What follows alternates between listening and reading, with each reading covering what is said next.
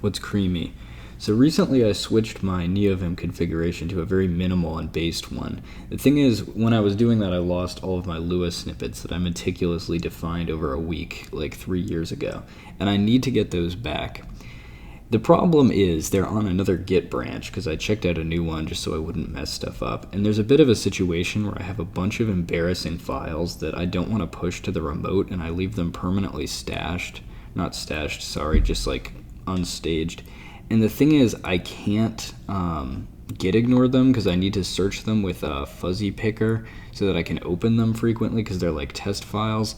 And I also can't really stash them because I have a bunch of other stashes going on currently, and I also don't want to, I don't know, the whole branches are super out of sync. Anyway, there's a git command for this.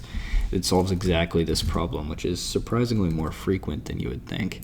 Basically what you do is git and then it's archive, and this lets you like pull out little pieces and chunks of another branch. So you pass in the branch name, which is local, and then you specify a file or path on, sorry, it's like 1 a.m., I'm super tired, on that branch. So let's say nvim and then old, I believe, is where I was keeping like my good stuff, the snippets.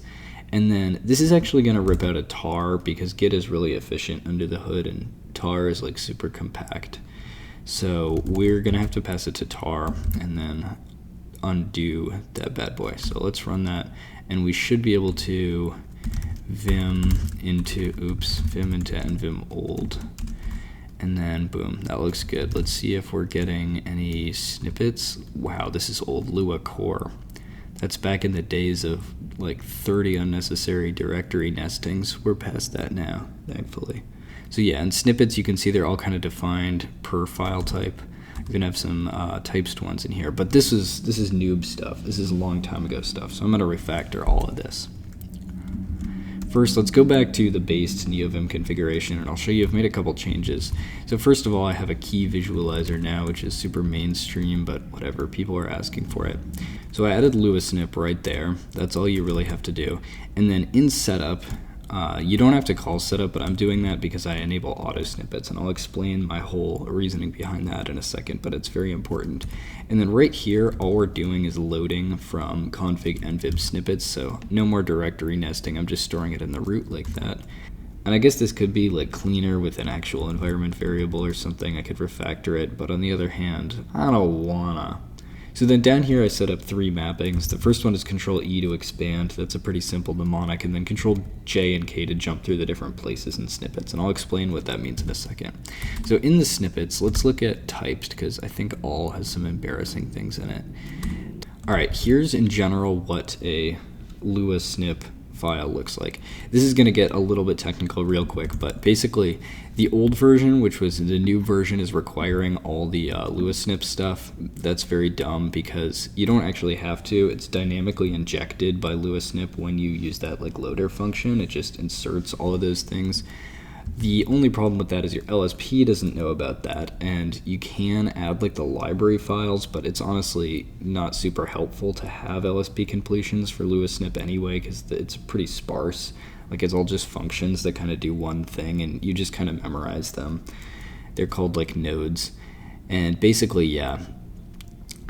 So all I did was disable undefined globals and then not require that, so I think it's a bit cleaner. Now at this point I'll get into the actual philosophy of my snippets and stuff if you're still actually watching. I found this math major a while ago who is super famous in the Vim plus auto snippets plus math major plus note-taking community, which is actually not all that famous now that I think of it. Some of you probably know who I'm talking about, but anyway, he wrote this article and it's basically all on auto snippets. And auto snippets, there's no expanding, there's no searching through your CMP completions or whatever for your snippet. It's just you memorize all the snippet mnemonics and then you just type and it auto expands for you. And another thing with that is I see a lot of people on snippet tutorials say like install VS Code snippets or whatever snippet package with like a bunch of pre-made snippets. I never do that because you end up missing out on like 80% of them, and most people just end up typing things out manually anyway. You can learn them, but like most people don't.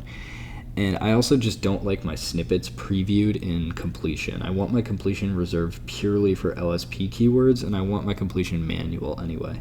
Same with snippet triggers manual. I just don't want to see snippets in completion. I think that's kind of a waste. So why am I using Lua snip and not mini snip or the native or whatever? So the native, I'm not using that because it's pretty sparse. It's kind of like more library functions for defining snippets. Lua snip is very, very powerful because it has a bunch of like regex trigger functions, and it has the auto trigger functionality, obviously, and it also allows you to do a lot of other things like tap into tree sitter on the side. Mini snips, haven't tried, but I have a whole working Lua snip configuration. It's honestly pretty much as good as it can get. And yeah, I'll show some actual things. I'm still rolling out tons of snippets every minute, but basically, here are a couple, right? It's kind of hard to read Lua snippet language at first, but what this is saying is S for a snippet, and it's going to trigger on MT, and it's an auto snippet, so it'll trigger automatically. And this is a format, and what it's going to do is insert two $signs and then insert my cursor in those little things. So if we open up a type file, you can see I go down here and I type MT, and it expands into $signs. So now I'm in math mode for types, which is super nice. Then this one is really cool. You can actually do regex triggers in Lua snip, which is very, very powerful. I've only got a couple of these going right now, but some people get insane with this. What this is saying is, in these parentheses, we're going to start a new capture group. We're looking for something. What are we looking for in this? These square brackets are a custom character class, and the character class is saying this is anything that is not spaces. This little caret negates the %S as a space, and then the plus means one or more of that. So in case you didn't follow that jarbled explanation, we're basically saying anything that is a word, because anything that is more than one not spaces, right? Like characters.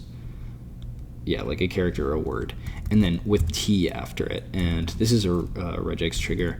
And we're using this weird little convoluted function node syntax to capture it, and insert syntax, again, like the one above. Man, this is, if I was a beginner, I'd be absolutely just so baffled right now. Okay, and what this lets me do is actually put a superscript above things very easily. So MMT for multi-line math. Now let's get a Greek letter. How about sigma, capital? And what if I want to put a superscript? Now I can just do T, Control E, and now I have a superscript around that super nice regex trigger right there. And yeah, that's about all I have for types right now. The bigger ones are, for me, in Svelte. It got super noisy all of a sudden. How is this even possible? It's 1 a.m. So in Svelte, I don't know if I actually have, I can just create a new Svelte file real quick for demonstration purposes. I have like an each snippet, which is really nice, so I can do each and then Control E and then it expands, and then Control J to jump through the spaces of it, and Control K to jump back. I actually went too far, but theoretically Control J and K to jump all around that. And then if else, and then oh, script is super nice. TS, oh, I guess this is too old. It should be TS for script, TypeScript. So do I have to restart or something? Restart, jump back, TS, Control E, boom, script tags. Yeah, you can do that in Emmet and stuff too, but I like a dedicated snippet for it. I'm still rolling this out, but it's a very, very powerful philosophy to deliberately memorize your snippets. Because if you're just like throwing a whole bucket full of them on yourself all at once and they're all kind of subpar mediocre, like no one really wants the function snippet, the like complete to a function. That's boring as hell. You want like very bespoke algorithmic snippets that are like unique to you, something you do over and over again. It's kind of hard to find them, but once you do and you find something, you get it down and you have a snippet that's just like, okay, I just type each, Control E, boom, it completes the whole thing for me. I like that a lot more because you have to know it. You have to memorize like a bunch of kind of new keywords that just become larger parts of your text. So yeah, that's pretty much the snippet philosophy for me. I'm still working on getting more of them going because the LaTeX guy has like 300, and I just got back into the snippeting community. So yeah, couple other things in the config series. Oh, is this part of the type snippets. Snippets typed. Up here I was trying to do a little thing with tree sitter where it checks that I'm in math mode. Very, very difficult. If someone can help me out with that, I'd appreciate you a lot, but I'm still working on that. It's kind of complicated to parse trees and check things. I'm sure there's a very easy way to do this. It was pretty easy in Vimtex, if you remember that, but that's obsolete now, so got to do typed tree sitter magic. And then the other thing is I defined just a couple of other bindings I thought people might be somewhat interested in. So having leader V to edit my vimrc, pretty nice. That just lets you very quickly jump into the vimrc from anywhere. And yeah, that's pretty much it. I'll catch you next time.